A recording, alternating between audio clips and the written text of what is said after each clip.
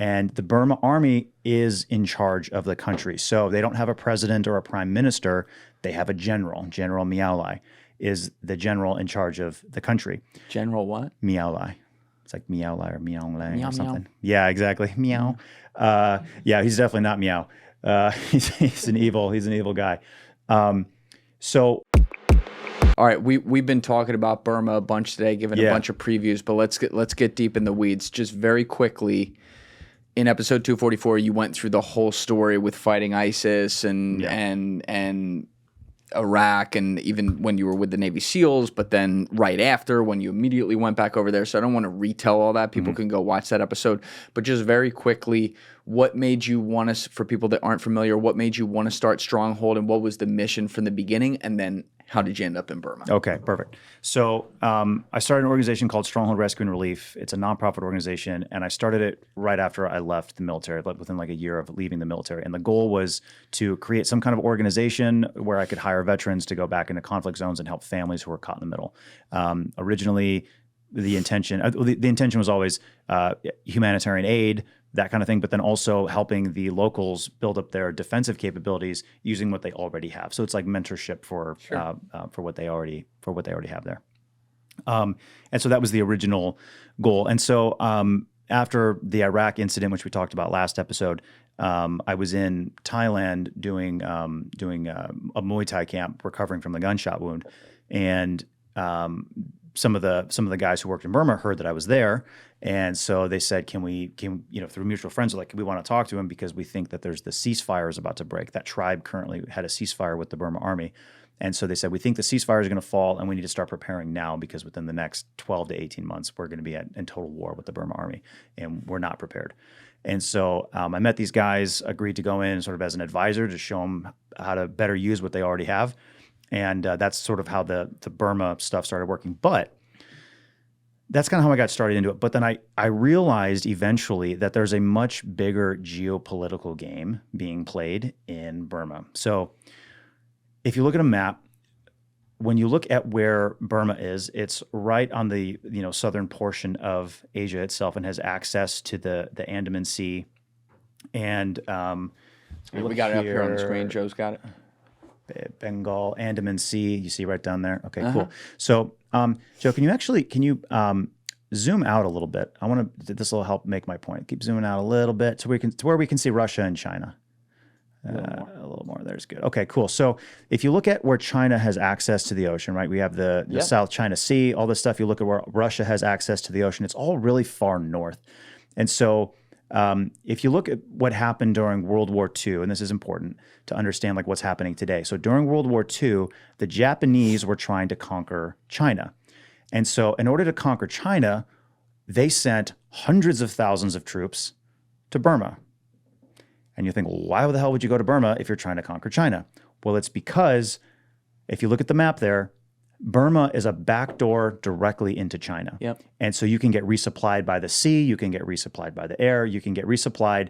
If China has control and influence over Burma, then any kind of blockade on China's eastern coast is going to be relatively moot. And it sort of opens up an entire new corridor for them, corridor. So that's why the Japanese sent hundreds of thousands of troops into Burma, Myanmar. Kind of like taking Sicily to go into Europe and take Germany.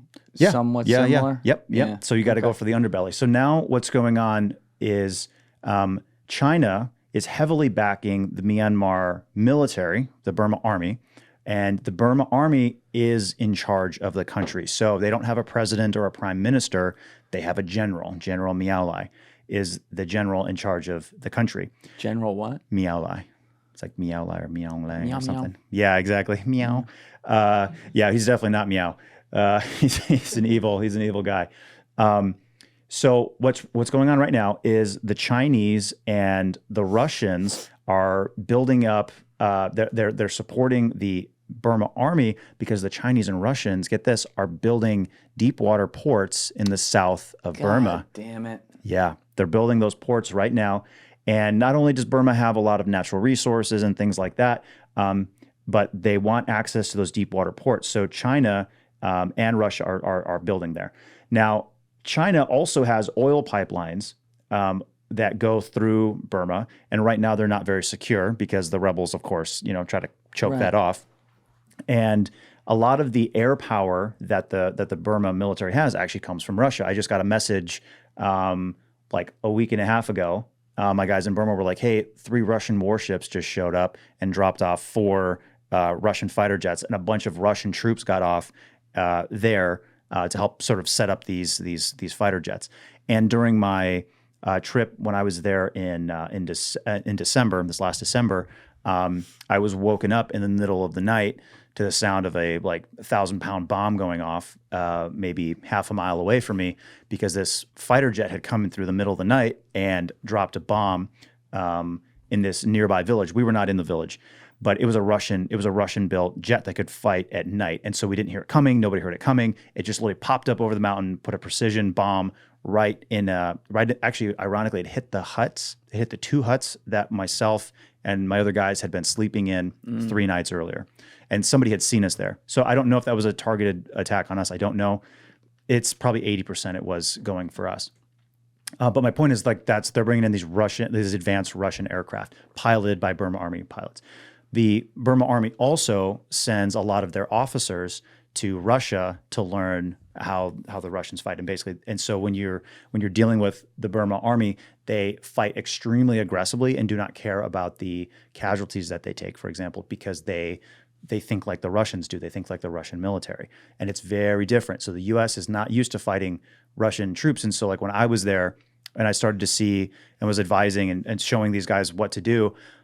Talk about needing to admit that you were wrong. There were times where I made a decision, or I advised them to do something because I was thinking like an American, and then I realized, oh my word, no, these guys fight like Russians, and so I had to change the way that I would advise them on what they should do. So geopolitically, China and Russia are backing up the Burma military because they want access to the South China or to the Andaman Sea. Now let's think about this. Let's play this out a few years.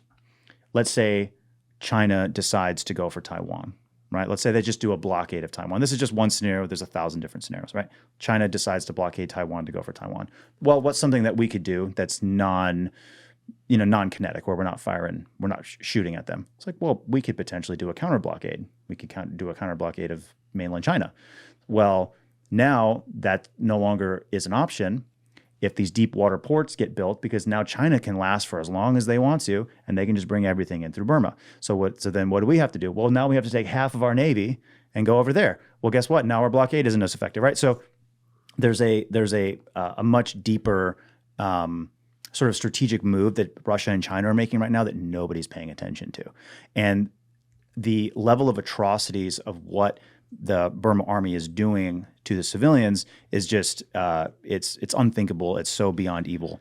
Before you get into the details of that, because I do want the details so that people can understand this. Can you did a little bit in that answer there, but that was more focused on Russia and China, which is great. But can you give a full outline of the history of what the origins of the struggle were and how it got to where it is today before we even get to, who's building ports and who's funding or not funding? Yeah. Gotcha. So the conflict that's in Burma is primarily an ethnic one. So it's not necessarily religious. It's primarily an ethnic conflict.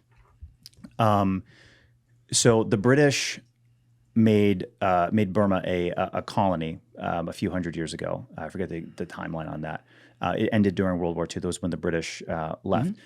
But even before that, the ethnic Burmese people they are the ethnic majority in the country, and they control the center of the country for hundreds of years, possibly thousands of years. They had been trying to subjugate all of the ethnic minority groups that are in Burma. So in Burma, all along the border regions, there are like a dozen different major tribes with entirely different languages, entirely different cultures.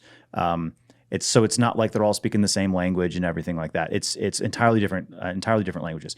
And so the ethnic Burmese population has been trying to subjugate all the other groups. And so, of course, naturally, all the other groups fight back. But the problem is none of the groups by themselves are strong enough to defeat the Burmese, right? Yeah. And so this has led to just nonstop conflict because the Burma Army isn't strong enough to control all the areas that it wants to control, but the other guys aren't quite as united because they don't have the same language, and there's geographical issues.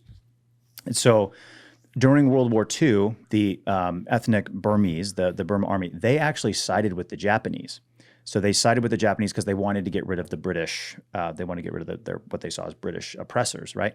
Whereas all the ethnic minority groups, not all of them, but the vast majority of them, they wanted the British to stay. Because they were like, this is great. The British are protecting us from this large ethnic majority group that wants to control us. And so the Japanese come in, the ethnic Burmese fought alongside the Japanese. Well, then when the Burmese realized that Japan was losing the war, they switched sides and started fighting alongside the British to get rid of the Japanese because they wanted to maintain control of the country. And so at the end of the war, the British left, and who got all the weapons and ammunition and everything? The Burma army got a lot of that stuff. And so then that's the beginning of this. And at the time, some of the other ethnic minority groups were strong enough to resist properly. But for the last 75 years or whatever it's been, the ethnic minority groups have been continuing to just slowly but surely lose ground. The Burma army will go into areas, they'll control the area, and then they'll start to sort of do re-education stuff. So you're no longer allowed to speak. So they'll control the schools, and they'll say the kids are not allowed to speak the language of their own tribe. They can only speak Burmese. And they're not allowed to have the religious customs of maybe the tribe where they were from in some instances as well. And if you resist, well, the Burma army will just come in and murder and destroy whatever they want to. If they want your village gone, they want your village gone. And that's what they're going to do. So it's not necessarily an ethnic cleansing to the point where, well, I guess it's kind of an ethnic cleansing, but it's not to the point where it's like if they see you, it's not to the point where if they see you, they're just going to kill you. Yeah. But it's like, no, if they see you, your village better bow to them and do as they say, then we'll let you live. But you're going to start speaking our language. To me, the way I'm interpreting it, it's a passive cultural ethnic cleansing. Yes, because they want to make sure that whatever ideology exists within this generation is gone for the next one. And that is, in a lot of ways, as sinister to me. And what, of course, goes without saying is as sinister as anything is the fact that when they don't, they are killing them. So there's a genocide. Yep. Absolutely. So it's all of that. And there's also that sort of dehumanization factor that goes on because where the Burma army looks at the other ethnic minorities as inferiors. Yes. It's typical racist crap. And so then they justify all the evil that they do. So that's the way the war's been going for the last 75 plus years. Thank you guys for checking out this clip. If you haven't already subscribed, please subscribe and hit the like button on this video. It is a huge, huge help. And if you'd like to check out this clip's full podcast episode, that link is in the description below or right here. And finally, you can follow me on Instagram and X by using the links in my description below.